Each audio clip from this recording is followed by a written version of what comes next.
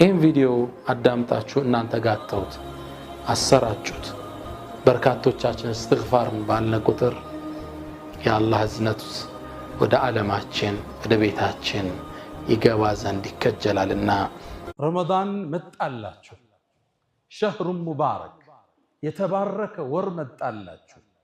ውድ ምእመናን ከፊት ለፊታችን ከቀናት በኋላ የምንገናኘው አንድ የበረከት ወር አለ። ሸህሩ ረመዳን፣ ረመዳን የተባረከው ወር።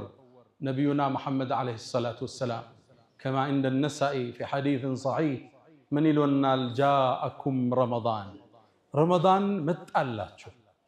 ሸህሩ ሙባረክ የተባረከ ወር መጣላችሁ።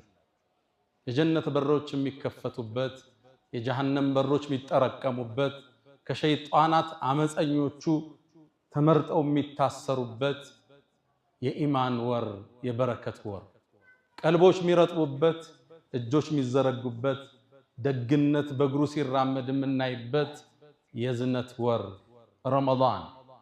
መስጂዶች በሰጋጆች ቢሞሉበት፣ ሌሊቶቹ በተሐጁድ ቢደምቁበት፣ የዒባዳ ጉልበት የምንጎናጸፍበት አንጸባራቂ ምሽትን የያዘ ወር ረመዳን። አዎን የአላህ ቤቶች በቁርአን በሚቀሩ ሰዎች የሚታወድበት፣ ለማክተም ሰዎች ቅድድም የሚያደርግበት፣ ከወረደው ቁርአን ጋር ትስስሩ የሚያጠብቅበት የተከበረ የተባረከ ረመዳን መጣላችሁ ይላሉ ነቢዩና መሐመድ ሰለላሁ ዐለይሂ ወሰለም። ይሄ ወር አላህ ዘንድ በጣም የተከበረ ነው። ኢብኑል ጀውዚ ረዲየላሁ ተዓላ ዐንሁ በእስልምና ታሪክ በርካታ መጽሐፍን በመጻፍ የሚታወቁት ታዋቂው ኢብኑል ጀውዚ አንድ አባባል አላቸው። ረመዳን እኮ ከወራት ውስጥ ልክ እንደ ዩሱፍ ከ11 ወንድሞቹ ጋር እንደማለት ነው። ረመዳን አንድ ወር፣ ሌላ 11 ወር ዓመት። ዩሱፍ 11 ወንድሞቹ እኒ ረአይቱ 11 ከውከበን 11ዱ ከዋክብት ጋር 12። ልክ ዩሱፍ አባቱ ያዕቁብ ዘንድ ተወዳጅ እንደሆነው ሁሉ ከ12ቱ ረመዳንም ከ12 ወር አላህ ዘንድ የተወደደ ነው ይላሉ ኢብኑል ጀውዚ።